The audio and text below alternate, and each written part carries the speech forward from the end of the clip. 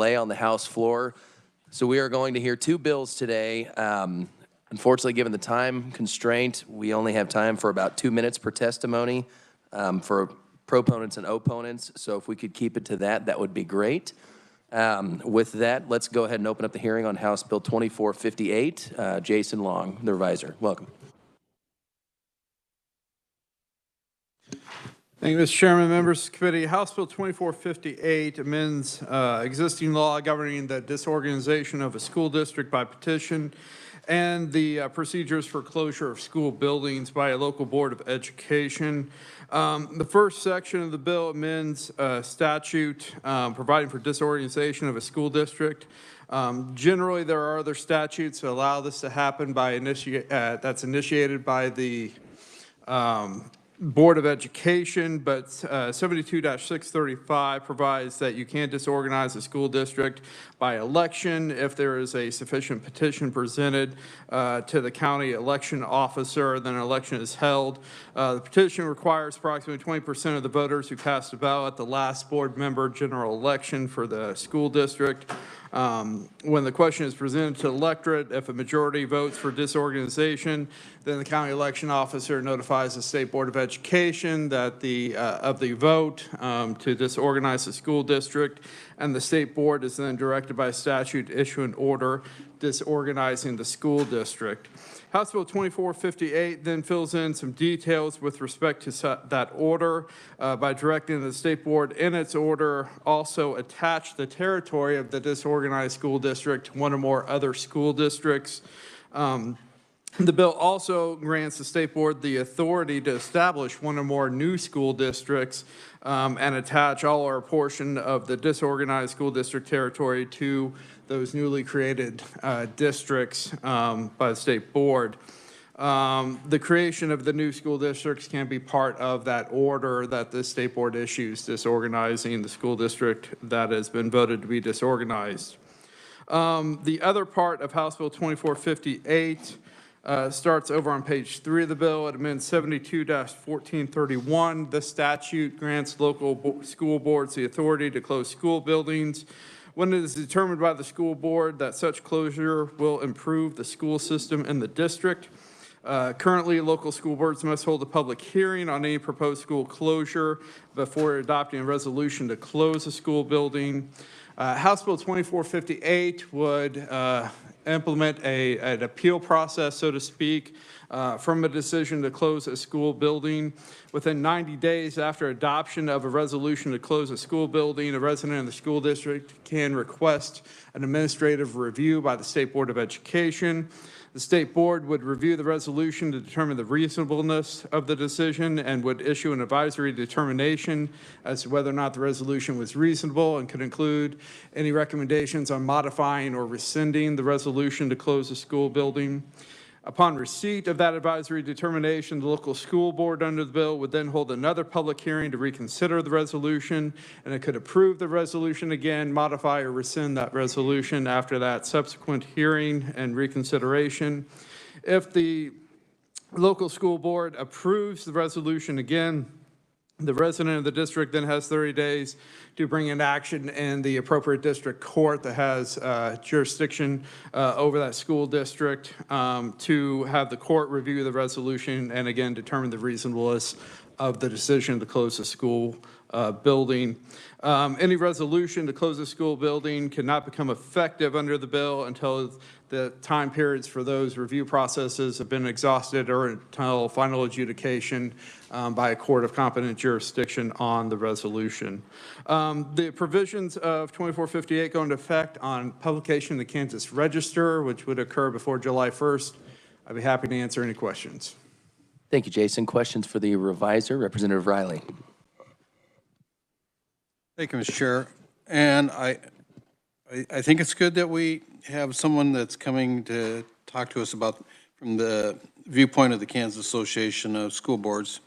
But do we have anyone representing the Teachers Association and their influence? You know, what is their call on this? Because you're talking jobs here, and so can we get some input from them too, please? We have written-only testimony from the State Board of Education and private citizen Danny Zeck. As far as the rest, I don't see anyone that reached out from the teachers union. Representative Hill? Thank you, Mr. Chair. Jason, is there any provision in current statute to organize a school district? No, I'm not aware of any provision that expressly grants the state board authority to create or organize a new school district. And this would? This would do that, yes. Thank you. In this scenario where a school district is being disorganized, as part of that order, the state board could organize a new school district and attach all or a part of that territory to the new school district. Okay, thank you. Representative Haskins? Thank you, Mr. Chair. Just for point of clarification on, in the bill, page 4, line 19, it says any resident of the school district can, who's dissatisfied, can petition, ask for a review. And then they have 60 days. So it's purposely any, like one citizen can do that, correct, and start that, ask for a review? That's correct, an individual. So does that one review, would that satisfy if a week later another citizen comes out and asks? I mean, do they have to do a review for each complaint or concern? The bill doesn't necessarily address that particular situation, although I believe the state board could adopt rules and regulations to allow it to consolidate multiple requests. Further questions for the reviser? Seeing none, thank you, Jason. We're going to jump right into the oral testimony. We're going to start with Katie Weissman on behalf of Wetmore County Community Action Association. Welcome to our committee. Good afternoon, Mr. Chairman, members of the committee. As he mentioned, my name is Katie Weissman. I do represent the Wetmore Community Action Association. And we introduced this bill in a companion bill in the Senate, Senate Bill 304, which was heard in Senate committee last week. We're a strong proponent of these bills, and I want to just start by saying some of the other conferees are going to present some case studies about why we feel this is important and why this issue has been brought for your consideration this year. And talk a bit about the mechanics of why we're here and how that works. What I want to do with my time today is just say we're not here to point fingers. We're not here to try to take away local control.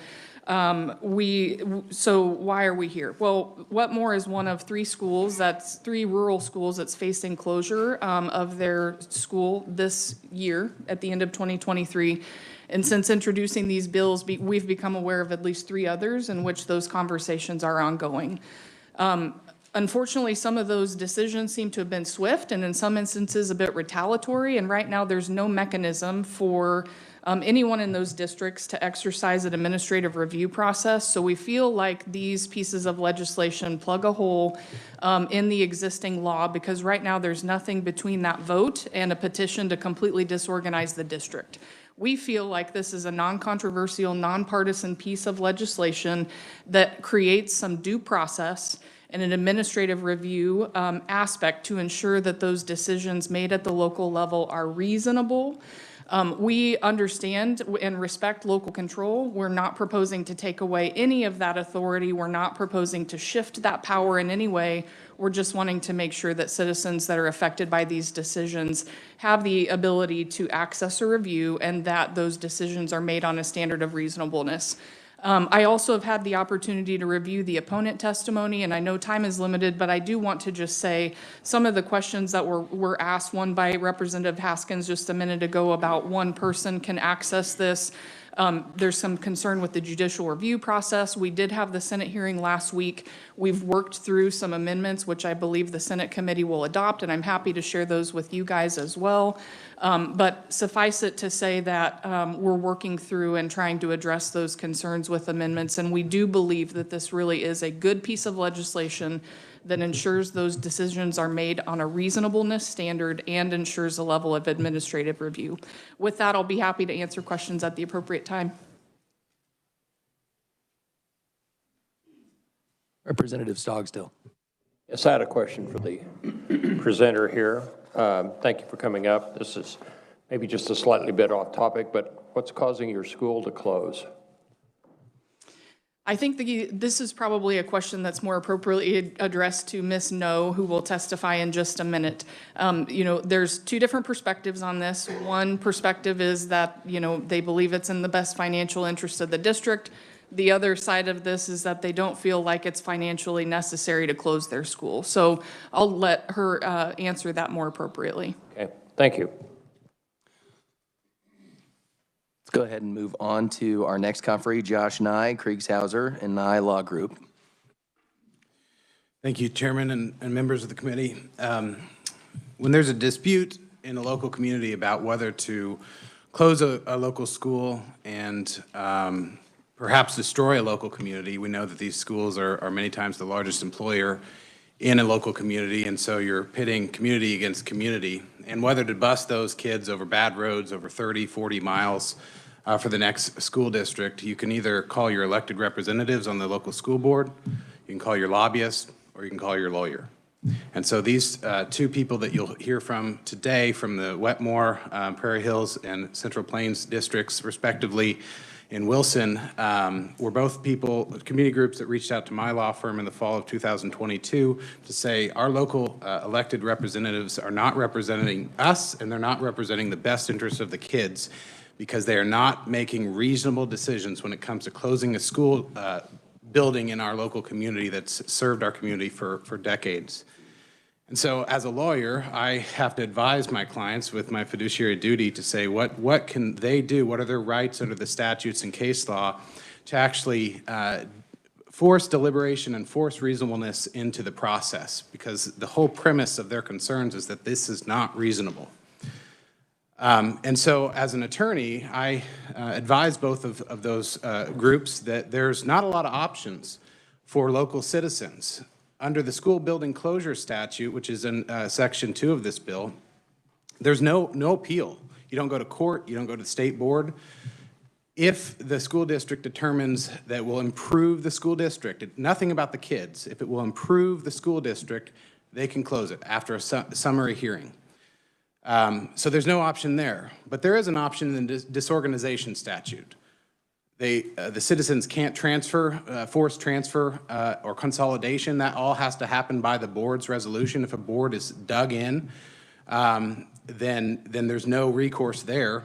Disorganization by petition, though, exists, and it has existed since 1965 as the nuclear option for citizens. By petition, they can force the disorganization of the local unit of government, that is the school district, and then follow the statutes in 72-635 regarding what happens after disorganization.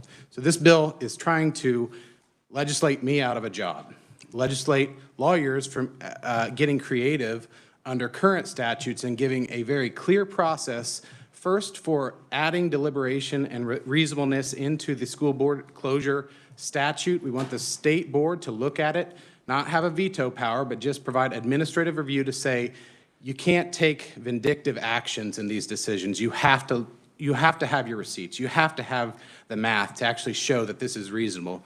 And two, on the disorganization statutes, we found when we started bringing this up to the local boards that they were exploiting ambiguity and vagueness in the current statute to create boogeyman theories. And when we would call the state board to say what happens upon disorganization, then we didn't get a lot of answers. So this is trying to smooth the process. It's trying to provide a more due process in that, so that reasonableness is back in the process. Thank you.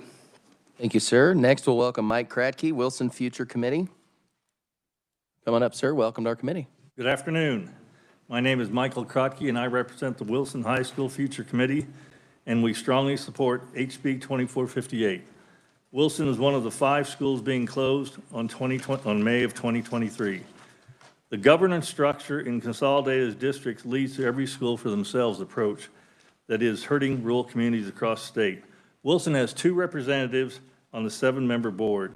The local board commissioned a report to evaluate cost-saving opportunities across the district. The configuration study showed that closing Wilson would save $300,000 per year, and while closing the Southern High School would save $800,000 per year. Although the study allowed $500,000 per year savings, difference between the 2 facilities, The board began moving to close the Wilson facility without any real discussion about why. In closing, this is why our community strongly supports the need for additional checks and balances. Our district serves 6 rural communities and 3 schools, so our board is far from neutral. Our community can only vote for 2 out of the 6 board representatives. We will never be able to eliminate the us versus them problem that is embedded in the current board structure by elections alone. The measures included in HB 2458 provide a simple, non-controversial approach to making sure that communities can hold their local boards to a standard of reasonableness as all Kansans need and deserve. I thank you for your time. Thank you, sir. With that, we'll move on to Annalisa No from the Wetmore Community Action Association. Welcome. All right, welcome. Thank you guys for taking the time to hear this issue. I think it's really important for where we are as a state in terms of budgetary issues and enrollment declines happening all across the state. I'm not sure if any of the representatives here today have had any citizens call about concerns with school closures, but I think that it's something that we should all be prepared to hear more and more about over the coming days. So as I said, I represent the Wetmore Community Action Association, and I work for a Big 4 consulting firm, and my firm is a global leader in helping our clients manage disruption, transformation, and change. And those are basically big fancy buzzwords, right? But what this means is I work with large Fortune 500 companies to help them solve really hard problems and make really difficult decisions. And I don't have any kids of my own, and I don't really have, I didn't know anything about the school funding formula or any of the school politics that were happening in the state of Kansas until 4 months ago. And my community engaged me because they couldn't understand how their board could, how their board could be closing their school if assessment scores were in the top 20% of the state and the audited financials show that their school is, quote, in the black. So after spending over 150 hours reviewing the local school's financial management practices and engaging with subject matter advisors from across the public education industry, and I mean locally, regionally, and nationally, I became deeply concerned about the lack of structure and the lack of checks and balances within the current system. Now, in today's world, neither the local school boards, the Kansas Association of School Boards, the Kansas State Board of Education, nor the Kansas State Department of Education have established any sort of standardized metrics, reports, or procedures to help local school boards evaluate and navigate closure decisions in a neutral and data-driven manner. And in fact, if you call any of these authorities and ask them for help, ask them for guidance on what to do, they will tell you that they don't have any jurisdiction or standing to weigh in because it's a local issue. Now, after working for CEOs in multi-billion-dollar businesses for the past 10 years, the idea that a governing board would be making such impactful decisions with little to no guidance or structured reporting and information is truly appalling to me. The way these decisions are being handled today is completely unacceptable from a business perspective, and this lack of structure and process is quite literally tearing our communities apart. Now, okay, let me just wrap up. So that's a relatively bleak introduction. But what I want to say to you is, based on all the experiences I have in helping large companies solve problems, the issues that we're bringing to you today, these are completely solvable problems. And all we need is the opportunity to collaborate with the Department of Education and the Kansas Association of School Boards to put some guidance in place to help our legislators. I want to be clear, we're not here to save Wetmore. We're not here to save Wilson. The milk has already been spilled. This is about the future of schools in Kansas and making sure that we have a process to manage these decisions and questions in a structured and diligent manner. Thank you. Very good, thank you. We also have written proponent testimony from Danny Zach from the State Board of Education. With that, committee, I'd like to open it up for questions for the proponents. Representative Hill. Thank you, Mr. Chair. A question for Mr. Nye. You mentioned that there is no provision to do anything with the territory. I believe that the State Board of Education has a provision to move territory to different districts. Is that correct? Yeah, I was mentioning the perspective of the citizen, a petition-driven transfer process versus a board or state-driven process. Disorganization is the only thing that you can trigger. Disorganization is the only thing that you can trigger via petition that I'm aware of. Is the State Board of Education. Is that what you're saying? I'm saying the citizens' petition right only exists in the disorganization statutes versus everything else has to be some sort of resolution by elected bodies that may not be representing the grassroots interest. And so there, for whatever reason, in the series, 600 series of Chapter 72 that talks about disorganization, that is the one option citizens have if they don't feel like they're being represented by the state board or the school board to trigger disorganization. And so this bill is trying to, A, prevent that as a nuclear option, and as well as B,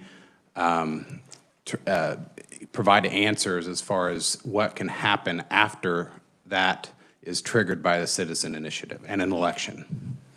Isn't it true that the citizens can petition the State Board of Education to move to a different district? Yes, but that would still be at the discretion of my understanding, and I'm happy to be corrected on this, but the discretion of the school board. The disorganization statutes would be by petition and election. The transfer of territory is not at the discretion of the local board. It is solely at the discretion of the State Board of Education. That's what I'm saying, is the state board still has a role versus the forcing it through an election process similar to recall. There's a petition-driven process that ultimately ends up at the ballot box. That is not the case for every other aspect of this discussion dealing with transfer, attachment, consolidation. And so the question is, what happens when citizens avail themselves of this 72-635 option, and we're trying to provide answers to that? I think one of the things that is of concern to the State Board of Education and also to the legislature is the creation of new districts when we already have an overabundance of administrative costs in the state. I think, so that leads me to a question. Have either of these schools that we heard from today petitioned the state board to move into a different district?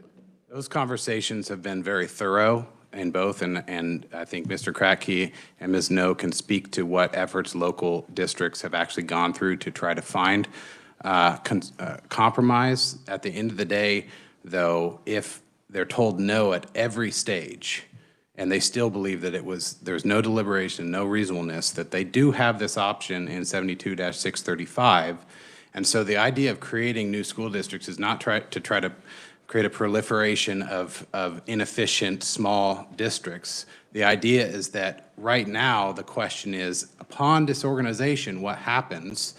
And the statute reads that the territory can be attached to different places. And so the one concern that's been brought up by proponents of school building closure, at least in one community, is that, well, this is going to blow up the headquarter, the home school as well. And so what we're trying to say is that the school board has all the options, the state school board has all the options, not just some options, to find the most reasonable outcome after disorganization. We don't want there to be any uncertainty, and we want reasonableness to prevail and efficiency to prevail.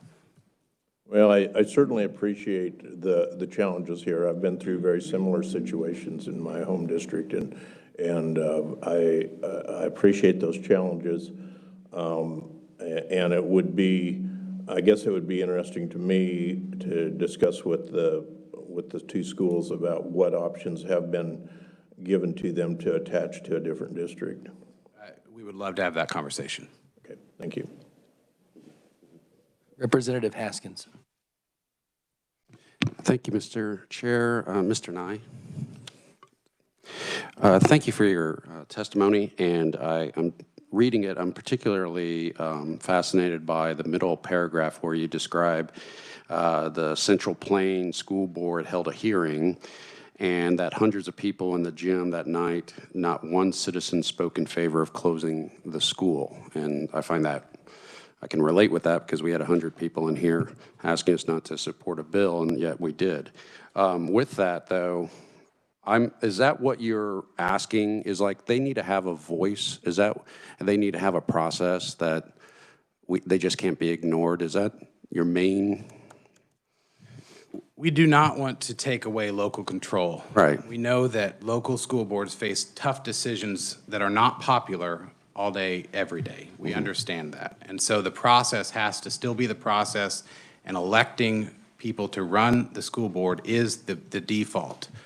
The problem is this particular school building closure statute is very draconian. It doesn't require deliberation, reasonableness. It doesn't even require notice to teachers and students as to how quickly they can go through this process.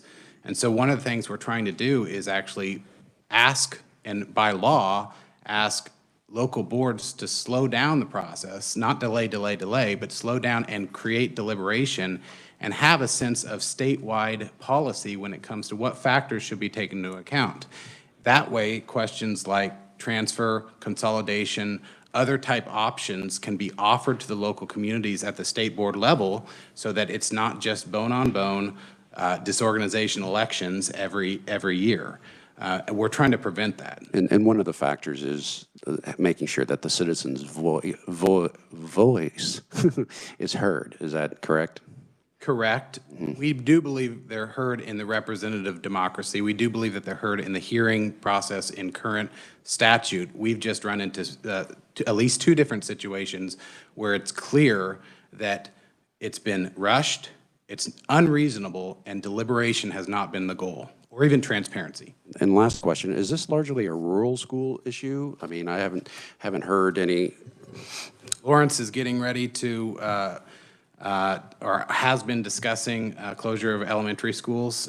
This is across the state as far as accounting for declining enrollment in urban and suburban and rural areas.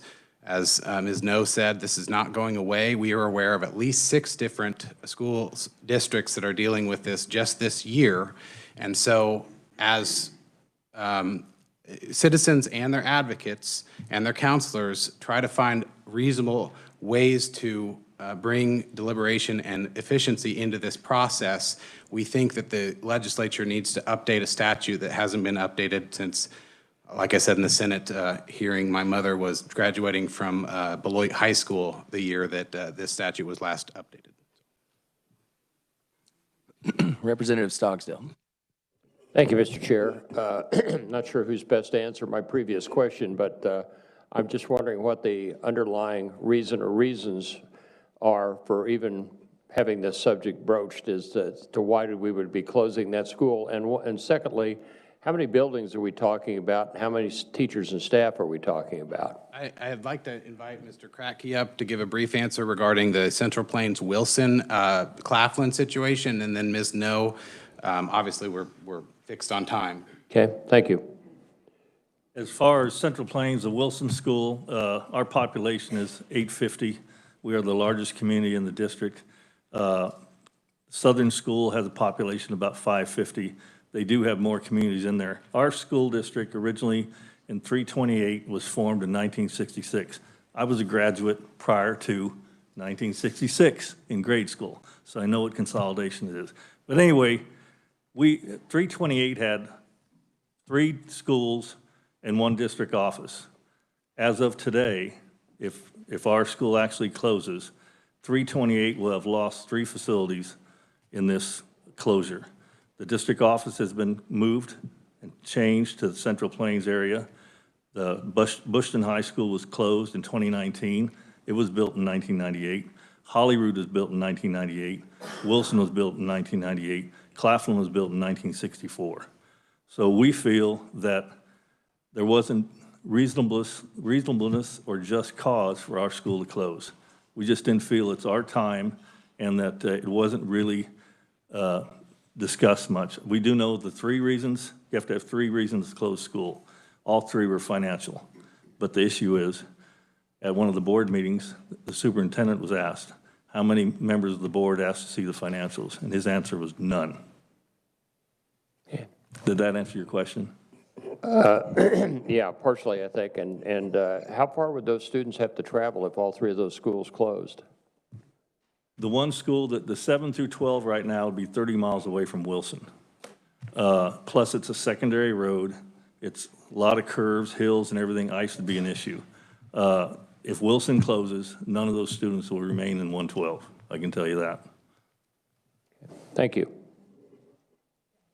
I can be super brief representing Wetmore. We're a very small school, and I want to let you know we're generally supportive of the consolidation school structure.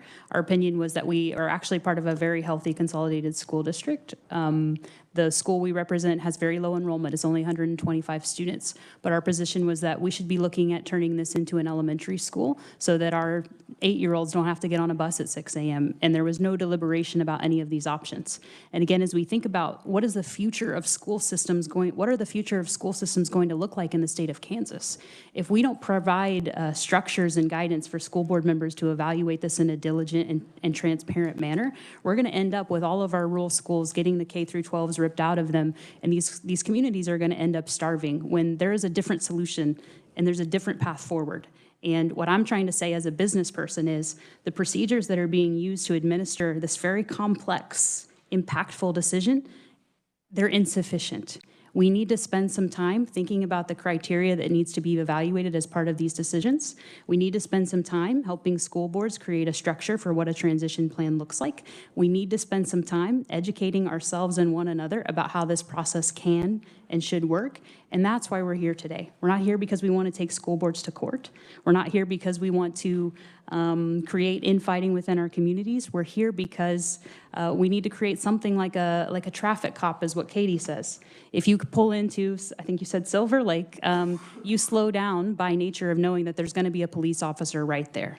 And this administrative review is very similar in nature. If school board members understand these are the criteria and pieces of information that we need to put together, present to our community, and these are the different things that we need to put together as part of the transition plan. If those things are clear, they will follow those rules and those regulations, and they will do it in a way that rural communities can respect and understand.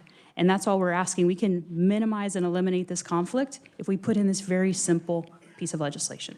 Thank you. Thank you. Thank you, Mr. Chair. May I add one more Go ahead, sir. comment towards Representative Hill's question? As far as Wilson, our school, we did pursue transfer.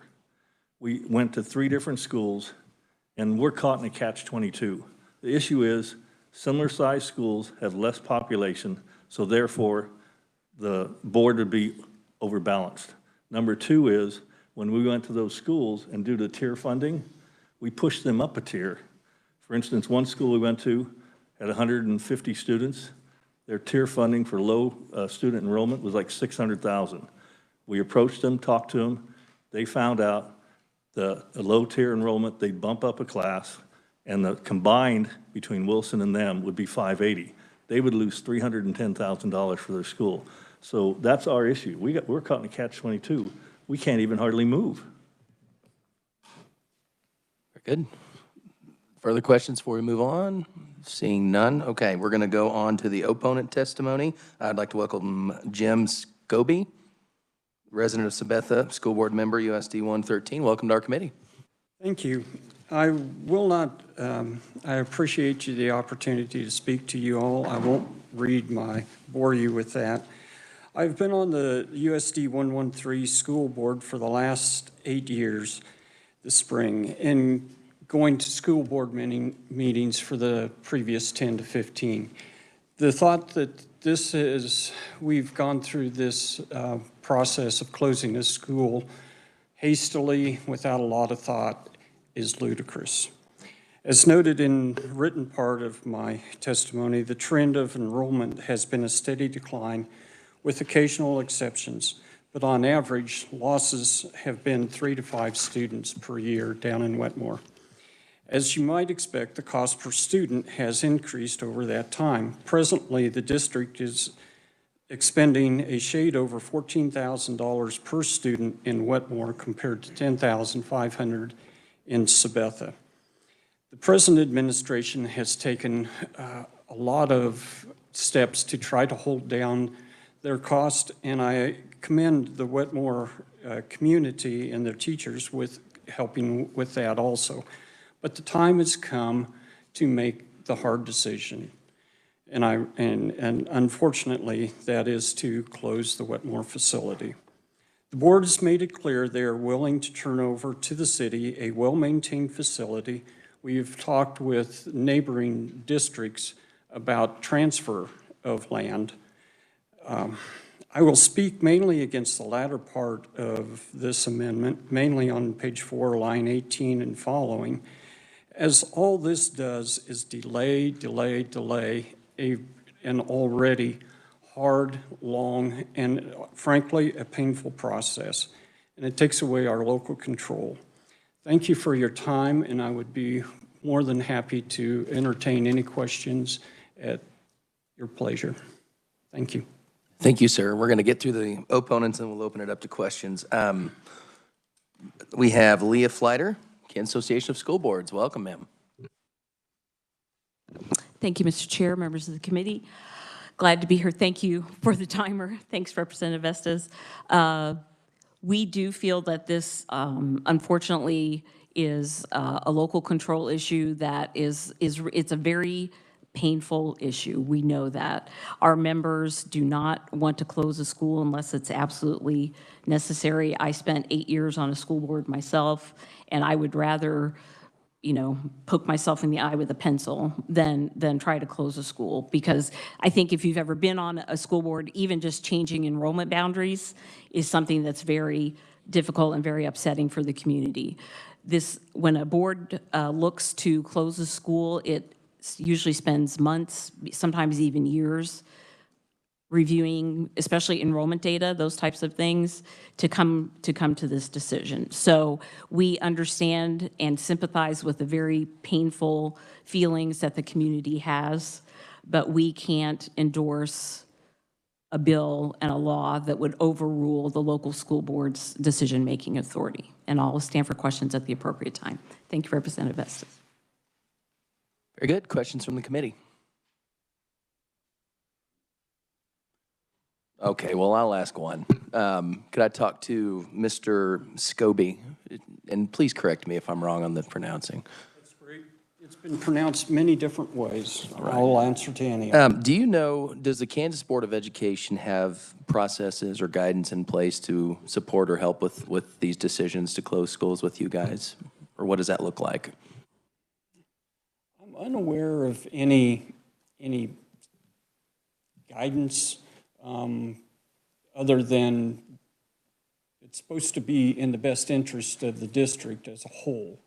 And I do believe that that's what we have done. We've spent, even before my time on the board, that was discussed a number of times. Since then, the topic has come up. We've looked at any number of possibilities. We've looked at the possibility of keeping it open as a grade school. It just doesn't look financially feasible. As far as transferring to neighboring districts, the Jackson Heights district is much closer to this than the Sabeth facility is. We're looking at roughly 15 miles versus 25 miles, give or take. Okay. Thank you. Further questions from the committee, Representative Haskins and Representative Sanders. Thank you, Mr. Chair. Ms. Fleiter.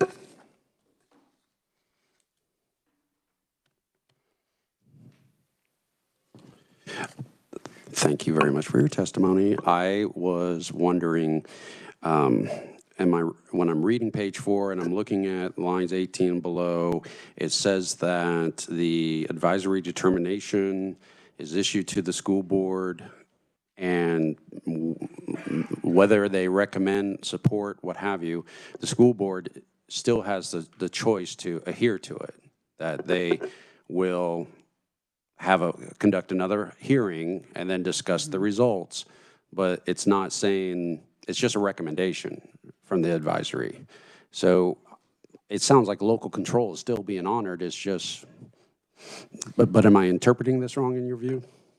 No, I think local control is still certainly in play there. I think the concern is how many times do you delay the school closure decision, as painful as it already is, as you know, so one person appeals it, then the next person appeals it, and then the next person appeals it. And so I think the concern is that at some point, the locally elected officials who answer to the local voters have made a decision, and as painful as it is, we feel that that should be carried out. Thank you very much. Should the State Board of Education play a role in this? Should they have more skin in the game? Well, you'd have to ask them for their opinion on that. I suppose as the overall body, you know, they might be interested in weighing in. I'd like to hear from them. I would like to note that KESB does provide advice to school districts if we are asked.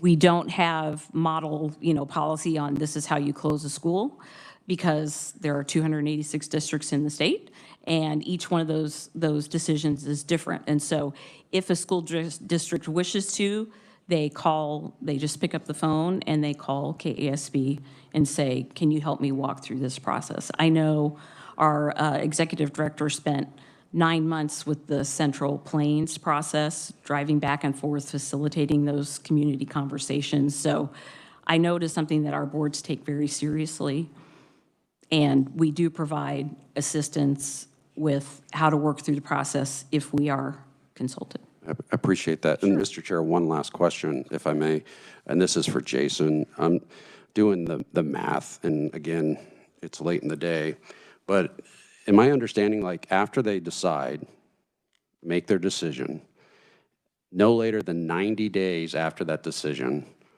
any resident can ask for a review. Is that correct? 90 days? And then KSD, the State Board of Ed, has 60 days to respond. And then once that's sent, the school board, no later than 30 days, has to complete this. So my calculation, that's 180 days, 6 months. And so after they make a decision, the school, they have to wait 6 months before they can take any action?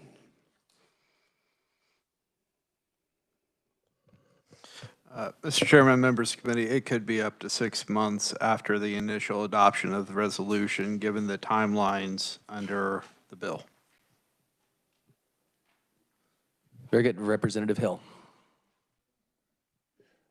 Thank you, Mr. Chair. Are we okay? I skipped Mr. Sanders. I apologize. Representative Sanders, go ahead. Sorry. That's okay. I have a couple of questions for Mr. Scobie. So you say that this process started before your time. I'm still trying to get a feel for how long. I mean, I'm assuming this is years that you've been talking about this? I've been on the school board for eight years this coming spring. It was discussed before my time on the board. So over 8 years? Yes. And so then, given that amount of time, what was the straw that broke the camel's back, so to speak? A lot of it comes from declining enrollment, as you can see in the written part of my testimony. In the last, I believe, 8 or 5 years, the enrollment has declined 57 students. What's it at? We are at 124, 125 right now, so you can do the math as well as I can, 160, 70, somewhere there.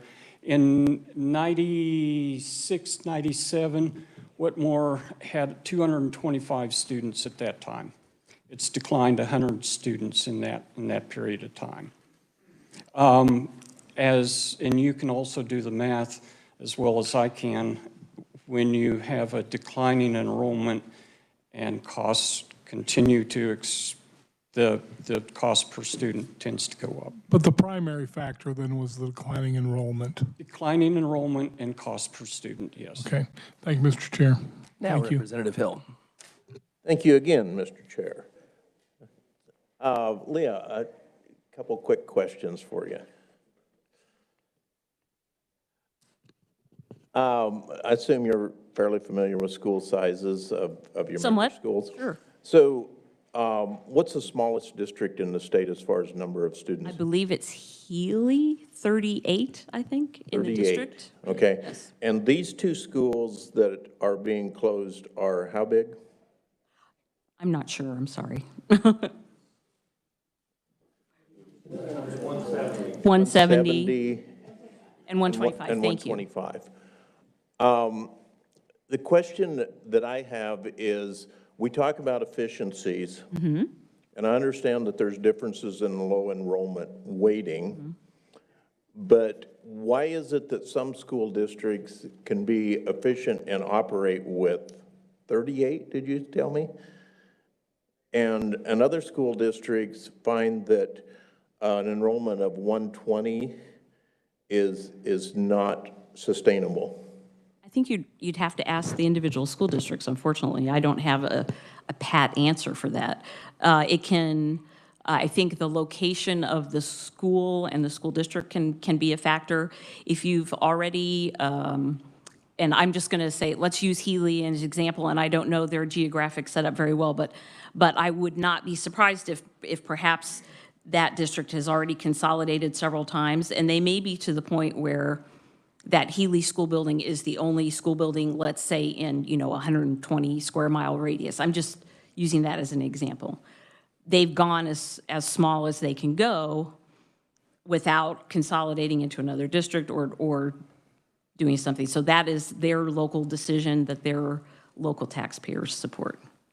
And help me out on this. I'm not terribly familiar with current state statute, but do districts have to be contiguous now, or can they have a separation? I think there are one or two that might have a little, I think you cross over from one to the other. I'm not an attorney, but I'm thinking there's one or two that you might have to go, you start school district A, you briefly go through school district B, and then you end up in school district A again, just because the map is drawn differently. One last question. In the decision to close schools, and this is maybe a bit of a rhetorical question, but is community prejudice ever a factor? When you say prejudice, are you saying that do you mean in a negative I'm from way? rural Kansas, so I know what happens in communities. Sure, nobody wants to close a school, particularly not in a rural area. And so I'm sure that there are boards who are doing their darndest to keep a school open because they know the community wants to keep it open, and I think that's probably been the case. It sounds like, in Sabetha and other places where you've been watching that enrollment decline for, a decade or more. You're doing everything you can to keep the doors open, but at some point, you have to come to the sad decision that it's just not penciling out. And if you're not able to provide opportunities for kids, you have to make hard decisions sometimes, and it's a very, very difficult decision. My question was probably the opposite of that. Oh, okay. Is a school ever closed because the school district really never accepted that community as part of their school district? Oh, gosh, I don't know. I can't comment on that. I'm sorry. I know you can't. That's why I said it was rhetorical. Okay. All right, we're going to go to the last question, Representative Younger. Thank you, Mr. Chair. Maybe the question's for you. I think I heard you say that the milk has already been spilled, so nobody's asking for these decisions to be overruled. But what you're asking for is, let's have a consistent policy for all districts moving forward, how that works. Is that right? That's absolutely correct. There's a series of amendments that are being discussed. We're interested in striking the judicial review. We believe that if we have the administrative review, we don't need to go to court. The part in here about disorganization is only here because it's the only other option that we have. If we can create middle ground and work together on this solution, the administrative review should resolve 90% of the problems. And again, I work in a process-oriented business. I solve hard problems. I help people make hard decisions. And this is a hard decision, as she said. It's always going to be emotional. Someone's always going to win and someone's always going to lose. And so if that's the case, we need a set of rules that can help us do that well. So how long does that, like in this situation, how long would something like that take? Are we talking a month or 2 months or 10 months, or, I mean, what does that look like? Yeah, to be honest, I think that the administrative review as we go into the future, the Kansas Department of Education and Kansas Association of School Boards should sit down together, come up with that process, come up with those guidelines. They'll be there, and then when someone calls and says this is going wrong, or when a school board says, okay, guys, it's a really tough year, we're gonna have to look into this. They're gonna get that material. It's going to tell them all the things that they need to put together and all the conversations that they need to have and everything that they need to prepare. And then they're going to follow those things. And Representative Hill represents rural communities. We are reasonable people in rural communities. We take care of our own. We're willing to admit our faults, and we are willing to accept reality. The problem is that when we don't have the due diligence, we don't have the rigor, when we don't have the structure, when we don't have the checks and balances, rural people also get quite angry when they're taken advantage of. And that's, I believe, the situation that we've created today. So I guess the final question then is, I mean, to get it right, it doesn't have to happen next week. I mean, it's going to take some time to work through a process. Absolutely. I think these associations can get together, and in a year's time, when we come back together next year, next July, we should expect to see a good, solid set of guidelines and procedures that can, again, it's going to help everyone in here, because someone eventually is going to call you guys with a problem, and you're going to be able to point to them to say, we talked about that last year, and we've got a solution for you. Thank you. Very good. With that, we're going to move on. I'll also point out Representative Randy Garber's written testimony as well in your folder. I'm going to welcome our neutral conferee, Kathleen Lippert. Welcome to our committee, ma'am. Thank you, Mr. Chair, members of the committee. My name is Kathleen Lippert. I'm a parent. I'm a patron. I'm on the school board. I'm not representing the school board, but I've attended a lot of school board meetings over a lot of years. And I'm really challenged by this bill for a number of reasons, and I'm torn between going through some information and addressing some of the questions. So, Representative Haskins, you pointed out, by your calculations, about 6 months. According to the bill as now written, it's way more than 6 months, because once you add in the element of judicial review, it's not just to district court, it's to the Court of Appeals and to the Supreme Court for anybody that's dissatisfied. Now, I understand what's been articulated here is that perhaps they're willing to forego the judicial review, and that's interesting. I certainly haven't seen that, and I'm not aware of that. But one thing that I think, maybe I'm going out on a limb, everybody can agree on. It's hard. It's gut-wrenching. It is traumatic. And one thing I can tell you about the situation with USD 113 and Wetmore is it has not been a split-second decision in any way, shape, or form. And here's a little bit of history to demonstrate that. In 2015, the Legislative Post audited our district. Their 2015 audit recommendation was to close the Wetmore School because it would save about $460,000 annually. The USD 113 did not close it, and my time is so short and I want to rush through things here, did not close it in 2015 with that audit. We adopted a financial audit to try and track the healthiness of the district, and for the next 4 years, the Wetmore building was in the red to the tune of $100,000, $200,000 in those neighborhoods, a lot of money. So in 2019, when we have this long history, my time is out, and I hope there's time for questions, because there's so much more that you need to know about this history. All right, we got time for a couple questions, committee. All right, seeing none. If there's more, you're welcome to email it to us, and we'll forward it to the committee. That way you get the rest of that information out. That's totally acceptable. May I, because other questions went on, may I have a couple more minutes to conclude? Briefly, we've got to move on. We got a whole nother bill to hear, okay? So we didn't choose to close it in 2019. We continued to see numbers in the red, and it wasn't until the fall of '22 when we see that the district as a whole is facing a deficit. And so those are the reasons. It's not because we wanted to, it's not because anybody wants to, but the district has to be fiscally responsible because you expect it of us, and we should uphold that. So those are the reasons why those decisions were made. Thank you for your time and the extension. Absolutely, thank you. We also have Paul Hurl, Comptroller, KEIM/TS, Sabetha resident, also has written-only testimony. With that, committee, I'm going to go ahead and close the hearing on House Bill 2458. Thank you for everybody that came to testify on that. And with that, we're going to open the hearing on House Bill 2427. With that, we'll turn to Jason Long, the reviser.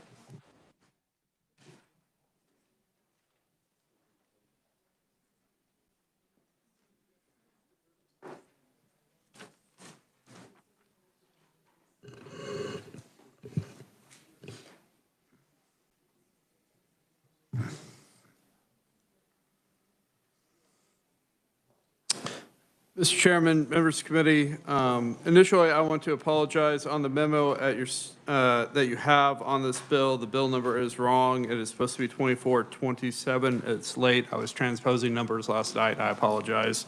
But House Bill 2427 would require school district boards of education to adopt policies requiring separate sleeping accommodations to be provided for students of each biological sex during any school-sponsored travel that requires an overnight stay by the students.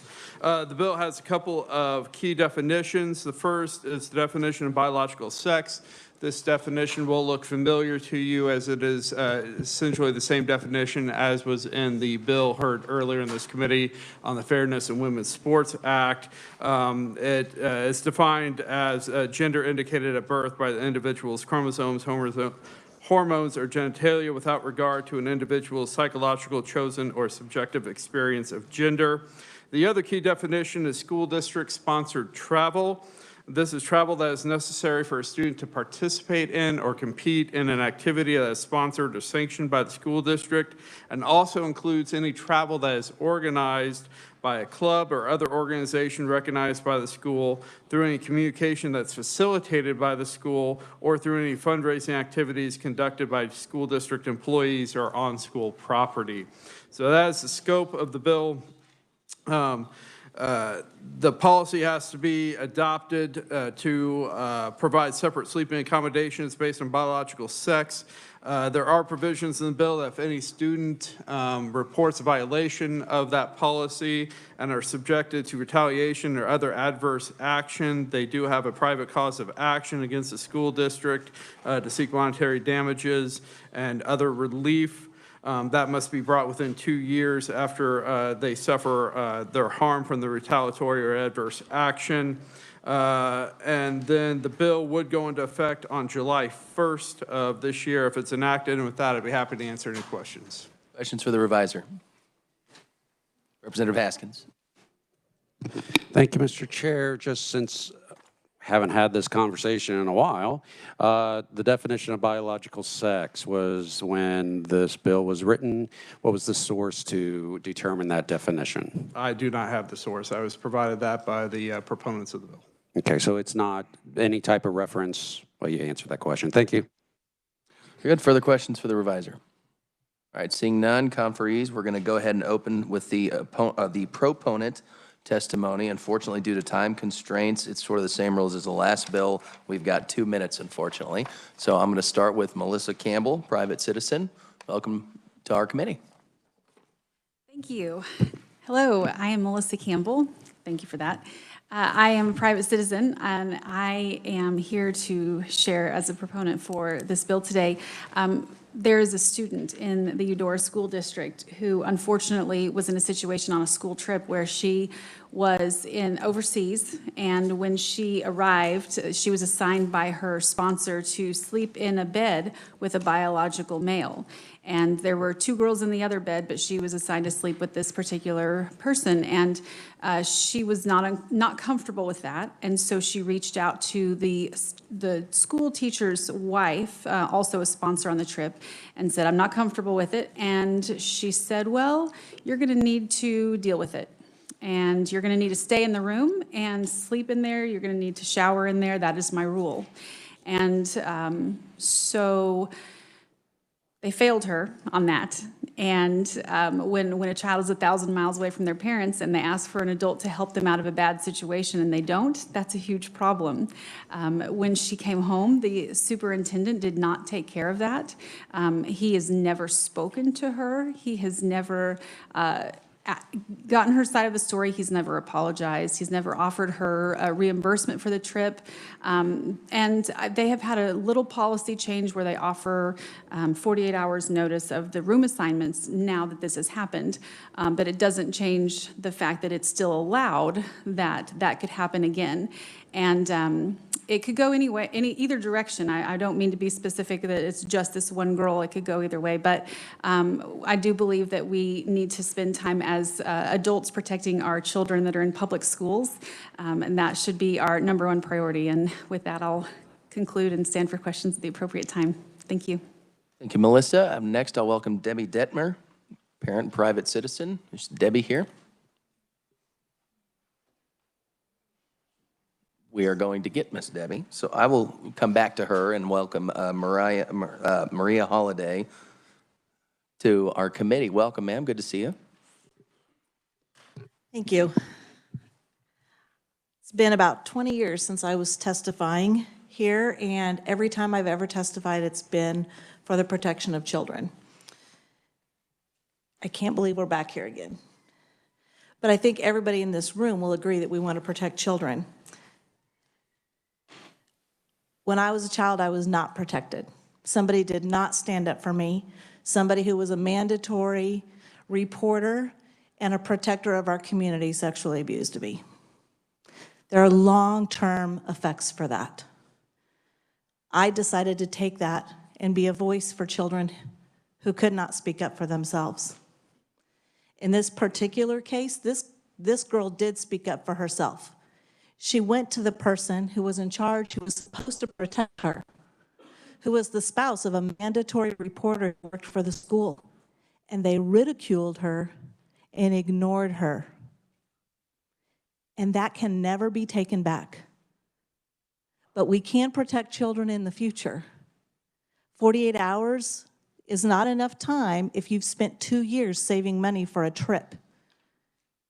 There has to be a policy in place. The fact that the school district refuses to make a policy that will address this in the future tells us why we're here, and I wish we weren't. But a policy that says that parents need to be notified in advance of a trip being paid for, that their child will be in a situation that is safe for them, is not unreasonable. How is a teacher who's a mandatory reporter allowed to even put a child in this position? And either child. Maybe this boy needed a room by himself because he didn't feel safe in a room full of boys. And that might have been okay. But we can't expect the school to do something because we have a situation where they didn't. Thank you. Thank you for coming, ma'am. Next, I will turn to Charlotte O'Hara, parent and Johnson County Commissioner, District 3. Welcome to our committee.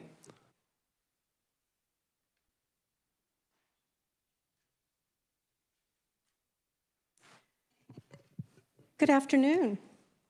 Representative Donahoe, good to see you. I was in the House in 2011 and 2012, so it's good to be back and the opportunity to speak to you. Yes, I am the 3rd District Commissioner for the Johnson County Board of County Commissioners. I am here as an individual. I'm here as a mother of 5 and a grandmother of 7. I have 3 granddaughters currently in the Blue Valley School District and 2 grandsons. And I want those children to be safe.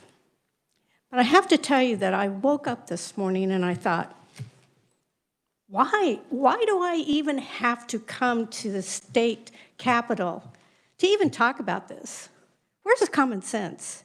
Boys sleep with boys, girls sleep with girls when you're on a school trip. I've had communication with Dr. Golden, who is the principal of Blue Valley High School on 159th Street, And he has indicated that as far as the restroom issue is that he has studied the Title IX decisions that's been coming down, and that according to his analysis, that the school district has to allow the children to decide what gender they are for the day as far as the restrooms that they're going to use. This is insane. We are adults. Our primary responsibility is the safety of our children. Surely you can send this bill from committee out to the House floor, and surely you can pass it with a veto-proof majority. If you can't, I don't understand Kansas anymore. I really don't. We have to stand firm, and we have to stand against this insanity. Thank you.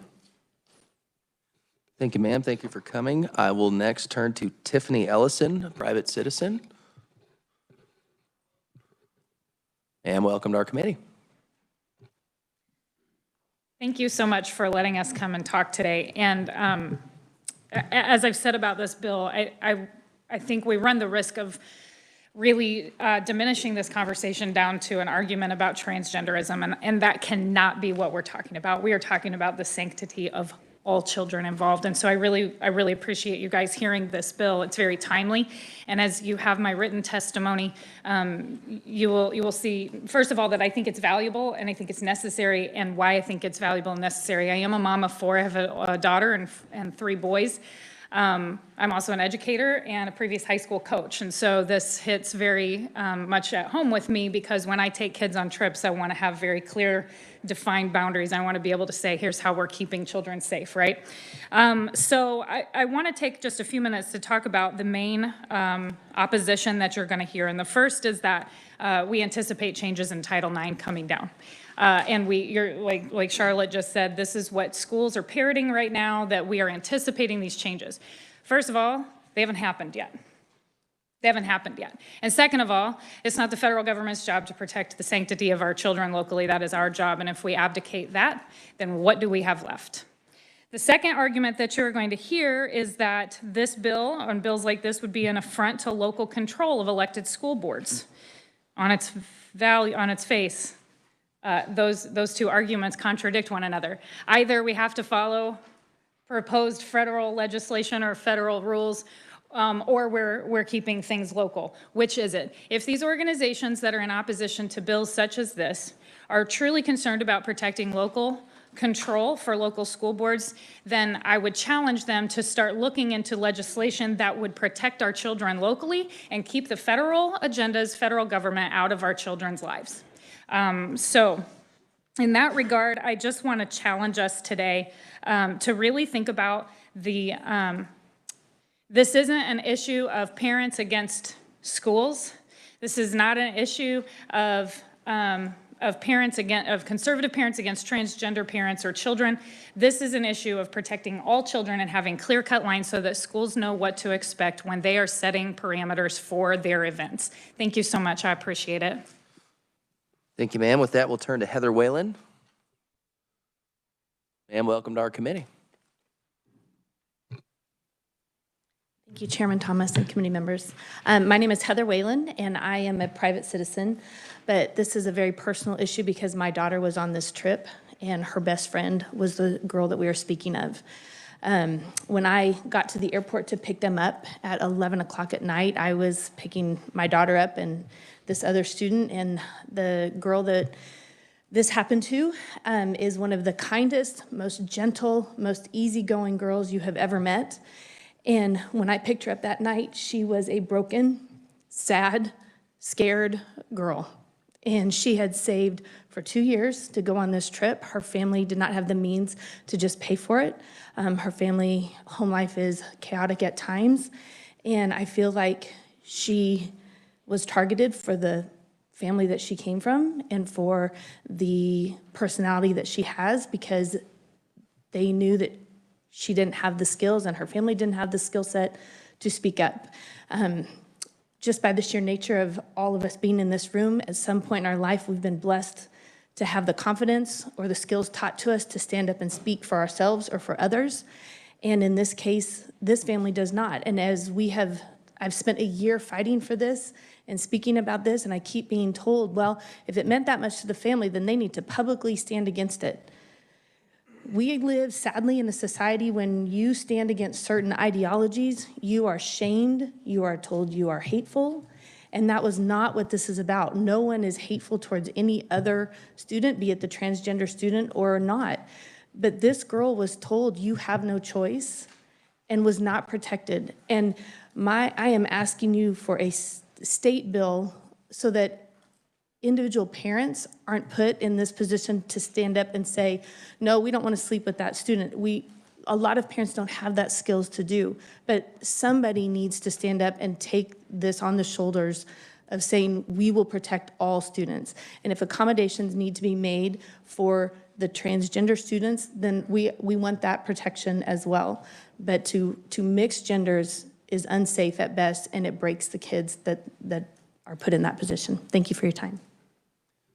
Very good. Committee, I will point you to the many proponent written-only testimonies. I won't name them off because that would take a little bit of time, so I'm just going to jump into questions from the committee. Representative Riley. Thank you, Mr. Chair. And I think this is for the reviser. I think this would be less emotional than talking to the proponents about this. I mean, they have good testimony, but are we standing, is this bill really just standing in the middle of a civil suit? Because this sounds like a civil suit versus this Board of Education. Am I wrong on this?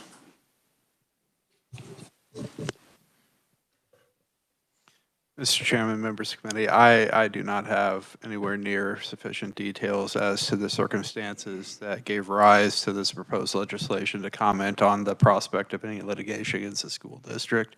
I'm sure the school district had some policies regarding student travel. Whether those policies were applicable to this particular situation or not, I do not know. Whether those policies, if they were applicable, were violated or not, I do not know. So I'm sorry, I can't answer your question. Well, and I think hypothetically, I think it's on the reviser, it would be unfair to the reviser to weigh in on a potential hypothetical case, no matter the circumstances, unfortunately. Further questions from the committee? Representative Ruiz. Thank you, Mr. Chairman. And this is for any one of the conferees. Was this young lady actually physically abused? I can speak to that. Again, my name is Heather Whalen. No, she was not physically abused, but I would say she was emotionally and mentally traumatized. She was told to sleep in a bed with a boy. Sleep in the bed or sleep in the room? Sleep in the bed. The bed. Yes. So my understanding, just as a guess, that the accommodations were, what, four students per room? 4 students per room. And they were not notified until they arrived. Thank you. Further questions? Representative Haskins. Thank you, Mr. Chair, and I lost my note. I wanted to ask a question. Ms. Ellison?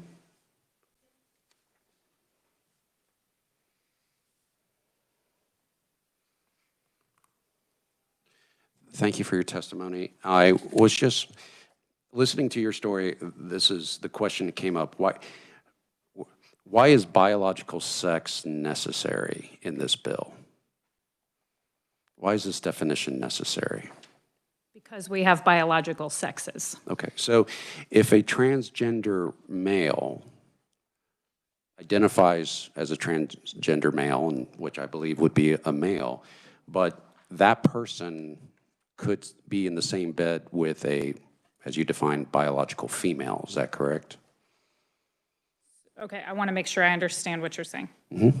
The person was born as a male and is a male and identifies as? The person was, I will say the person was born as a female and now is identifying as a male. They should sleep either with the female group that is participating in the activity, or they or their parent would have the ability to ask for a special accommodation outside of the standard. Okay, all right, thank you. Further questions from the committee? Very good. Thank you all very much. With that, we're going to move to the opponent testimony. We're going to start with Jerry Hinn from United School Administrators of Kansas.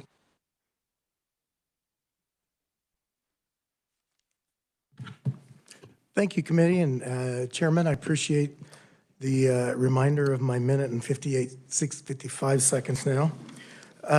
So the testimony that you heard is very striking, and we would totally agree that there are issues that need to be fixed. They need to be fixed. We understand that. We believe also that school districts need to have the time to fix that. That doesn't help in this case. We certainly understand that. But there needs to be something out there that we can start helping school districts through this process. This is relatively new to school districts that they've had to start dealing with. Things happening in eastern Kansas are going to be different than happening in western Kansas. You're going to have different ideologies that you're going to have to be looking at. One law fitting everybody, that's interesting. I find that interesting because one school district may not believe in that, where another district may. So we have that to be looking at as well. Generationally, look at the differences. My parents did not like it when I was listening to rock and roll music. Well, now I didn't care when my kids were listening to rap music. That's a very interesting analogy, but this is a whole another area that we need to be looking at, is how does this affect us in our genes, and how is our kids affected? We heard a case of how our child was affected, and I certainly understand that. The other side of this is we need to be thinking about protecting all children, just like they said.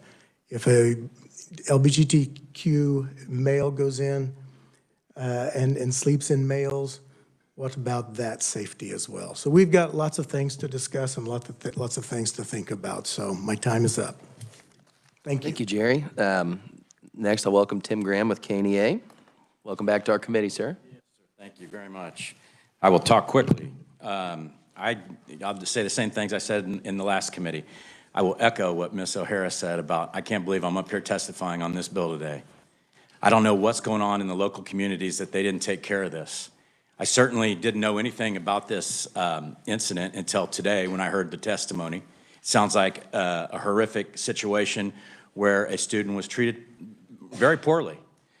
Let's just cut to the chase here. I've got in my testimony some italicized a statement from a former teacher that talks about the ins and outs of these types of activities, the planning that goes into it. And it's not as easy as one may think.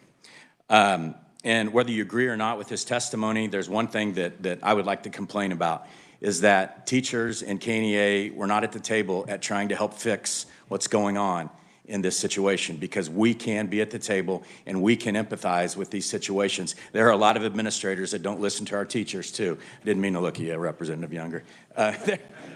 There's a lot of administrators that ignore our teachers as well. So we understand this dynamic. But a system that is comprised of thousands, hundreds of thousands of individuals that include students, parents, teachers, and educators will see all sorts of challenges. There's going to be tough decisions that have to be made. Some of these decisions are going to be unpopular. Some of these decisions will be mistakes or appear to be mistakes on the surface. However, a handful of anecdotal circumstances are not an indication that we need to change state law. Now, when I was a legislator or legislative aide for many, many years, one of my biggest jobs was to talk legislators down from drafting bills that were just creating legislation by anecdote. And instead, what we tried to do is use our political capital to get people together and go back to these communities and try to force some sort of change from that perspective. We don't think we need to change the law on this, and I appreciate your time. We appreciate yours. With that, I will turn to Leah Flighter, KASB. Welcome back to our committee from 20 minutes ago. Thank you, Mr. Chair, members of the committee. Appreciate the opportunity to provide testimony.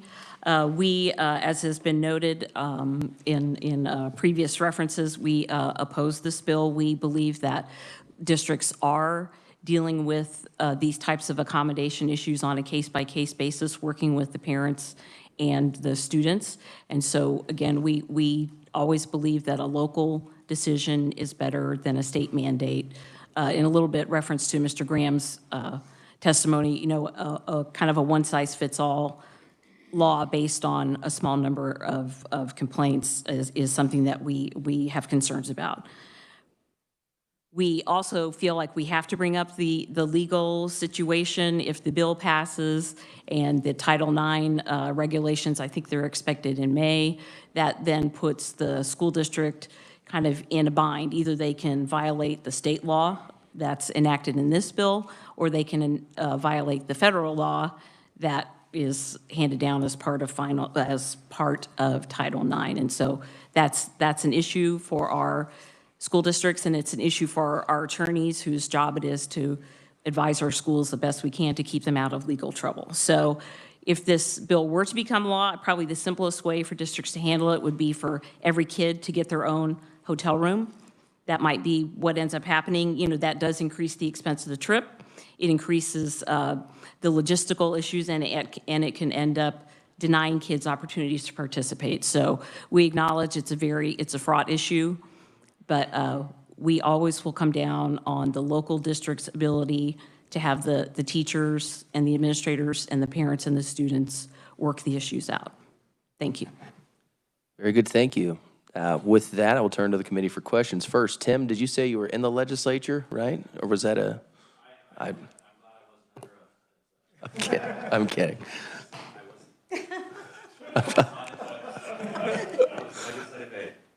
No, I'm messing. Thank you. Representative Haskins. Ms. Flighter.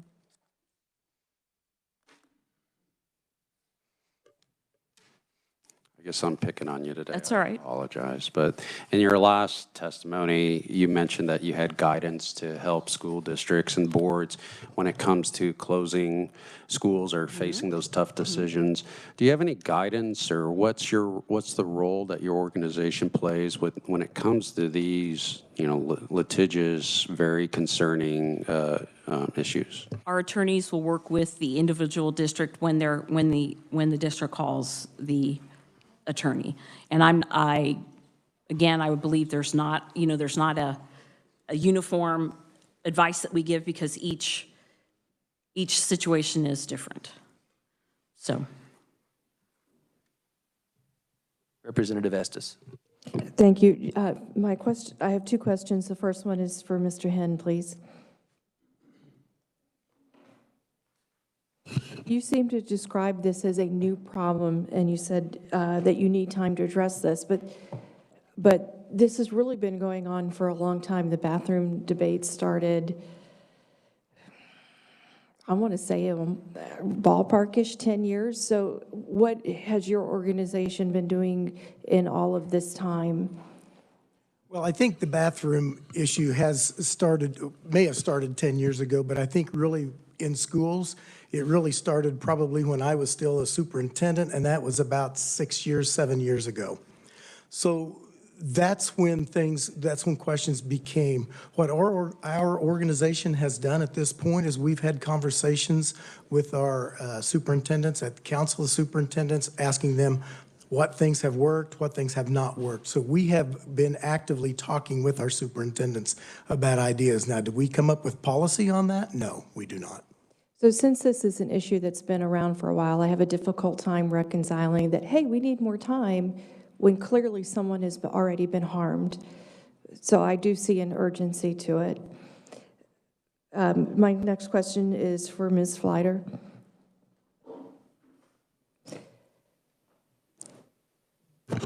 You're kind of telling us, hey, you don't need to worry about it, because I trust the districts are working on this on a case-by-case basis. But again, as with my previous question, someone was harmed. How can you tell me what you guys are doing to make sure that no one is ever harmed again in the future? I don't know how human beings prohibit that from happening, I'm sorry to say.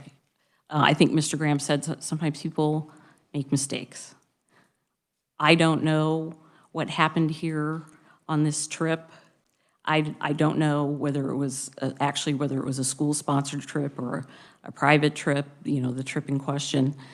We work every day with districts to try to do the best that we can to protect all of the kids. No one wants kids to get hurt. No one wants kids to feel bad. I don't think we can go back in time and say a different decision should have been made. No, and it's not about going back in time, it's going through the future and making sure this never happens again. Thank you. Sure. All right, we got time for a couple more questions. I've got Representative Younger, then Representative Donahoe.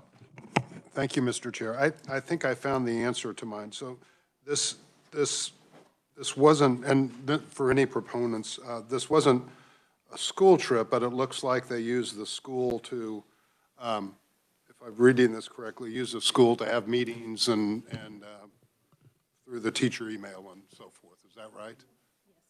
Yes, that is correct. Okay, thank you. Representative Donahoe. Thank you, Mr. Chairman. Mr. Hine, you mentioned, you need time to do this. So let's take a hypothetical situation where you're on a trip with the other school administrators and everything, get a bed assignments that night, and you're sleeping with a lady. You're told that you're going to be sleeping with a lady. How long do you need to get that rectified? How long would I need to get rectified that I was being told to sleep with a lady? Yeah. Okay. First of all, from what I heard from proponents, that was inappropriate. I would want plenty of time, knowing from the very beginning of the trip, I would want to know how those things, but at that point, You would sleep with the lady? my wife would probably kick me out later, but that'd be a little bit different story. I think that hypothetical is not a Point is, good point. how long would it take you to rectify the situation? Would you immediately do it, say, no, I'm not doing this? Yes, I Would you would. do it and say, well, I'm going to have to get some time to figure that one out? No. We can rectify this in the future. No, it would be taken care of immediately. Thank you. All right, Representative Hill. Thank you, Mr. Chairman. Jerry, I'll keep picking on you. Oh, that's okay. I'm getting my steps in. Thank you. Yeah, you get extra credit for each time you get up and down. You know, in my mind, I'm thinking about this, and maybe it's continuing on a little bit with what the previous representative said. If we had a business and the CEO of that business was going on a business trip, and he scheduled accommodations for himself and a female employee, what would we call that? Especially if the female employee did not desire those accommodations. I think we all know the answer to that, Representative. Yeah, I think we know that that would be at the very least considered sexual harassment and probably likely be considered sexual assault. How much more important is it to have protections for young people than it is adults that have employment? Well, I think obviously we need to protect our kids, and that's what we want to do. We want to protect all of our students. I think the comments that were made by different conferees throughout this afternoon, many of those made sense from the standpoint of let's look at single accommodations for each individual student, which that in a long run would cost a lot of money, not only for the school district, but in this case, for the students because it was not a school-sponsored event. So you're looking at that being passed on to those parents. Now, I may not have answered your question, but maybe in a roundabout way, we've got to make sure that all those kids are safe, and you do that maybe by getting each child a room. I can just see that the state basketball and those types of activities are going to be excited if this were to go into effect, because then every student would have a room at state basketball type, just using that as an example. Okay, let me finish up with this question because it's in response, you talked about testimony, and this is in response to something you said. Okay. And it's something that Leah kind of backed up to. And she talked about it being a local control issue. You said that there are differences throughout the state. And I'm trying to figure out which part of the state is sexual assault okay in. Not in any, and I appreciate your comment. Representative Miller. Thank you, Mr. Chair. I'll be very brief. I know we're very short on time. I actually believe maybe Jerry or Leah, either one, probably be able to answer this one. We'll switch it up. Just real quick. So in this bill, in section 1, it does reference, it seems to, as some bills in the past have done, it seems to try to establish biological sex by various definitions. In here, it does talk about reproductive potential. It talks about gonads, we're talking about children here. Non-ambiguous internal, external genitalia. So my question for you is, who do you expect would be charged with the task of determining this if this bill were to get passed? Would you have to hire someone new for genital inspections, or how would this go? I'm afraid I don't know the answer to that. I don't have an answer to your question either. Okay. Well, I guess that answers my question then. Thank you. Probably birth certificate. I think they got to turn one in when they start school, but I will digress. Representative Featherston. Thank you, Mr. Chair. I think question to the same two. As a mom who's helped plan Girl Scout trips, grade school trips, in-country trips, out-of-country trips, across the state trips, I have never seen gross negligence. I've never seen a parent who would say, oh, I just don't know where we're rooming. I don't know who my kid's with. I have never seen a parent ever, even to go to camping in southern Johnson County, not know who their child was with, who a teacher to not provide that information in advance. Have you seen this to be a problem? I don't have any knowledge of it. I would say the same. When I was an administrator, we always made sure that our rooms were assigned ahead of time. So we didn't have that issue. Okay, and then I just have one comment. I've always found this committee to be very respectful of all, and the continued misgendering in this committee has been a little distressing today. Representative Haskins. I'll take the dynamic duo back up at the mic, please, for $5. Okay, so this is the second time we've debated some bill that deals with biological sex. And so for this one, I want to just ask, so does either of your organizations have a definition or determination that a transgender male is a male and a transgender female is a female? Have we defined that classification? Not to my knowledge. Okay. Would that definition help this situation or hurt the situation? Did I stump you? Maybe. I'm trying to figure out what we would have to gain by that, because it's about protecting kids. Mm-hmm. So I'm not sure. Okay, thanks. Representative Murphy, and then we'll close. Thank you, Chair. This would be for any one of you three, I guess. A lot of it been talked about local control, and I'm certainly one that's not big on government telling people what to do, but what if local control determines that what happened in this particular instance was fine? I mean, that's that's impossible. Yeah. Can we put a pin on that until that happens? We need to keep the outburst to a minimum, please. Let him answer the question. Well, I apologize if you think I was being snarky, but I don't know of any locals that are going to come out and say that what happened there is good. Again, I've just talked to an individual for the first time about what happened here less than an hour ago. And it sounds like there were some mistakes that were made. I don't think anybody denies that.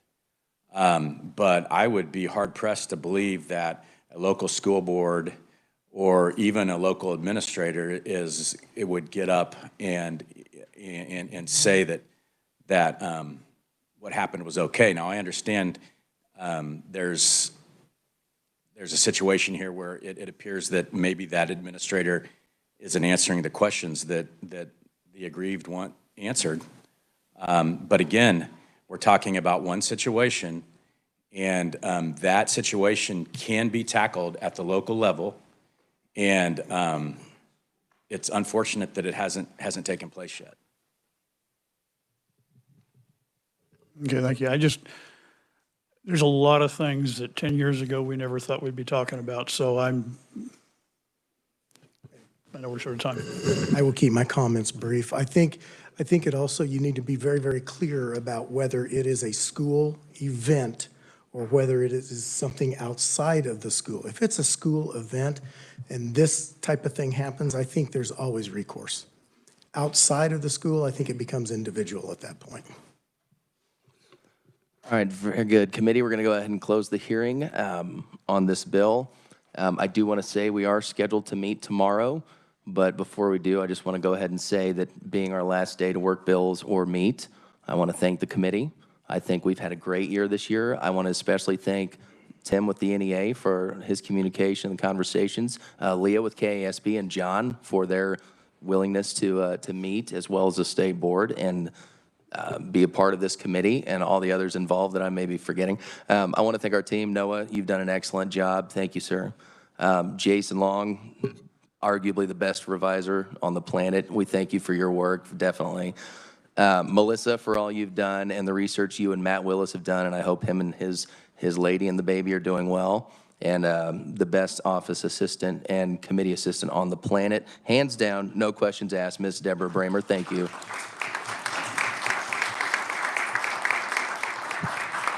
And Jim, Carlskit, and Jerry over there. Thank you guys, too. With that committee, you know, I have to say, we set out at the beginning of this year to be respectful of everyone.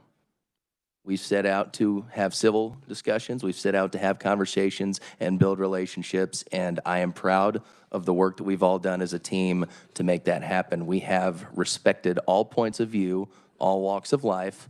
We've given everybody the chance to get up here and speak their piece and have hearings on ideas that some may not have hearings on because they can be too controversial. And we've taken them head on. And I want everybody in this committee to know that I respect every one of you, the work you've done, and the work this committee has done. And so I want to thank you all for that. So with that, committee, we're adjourned.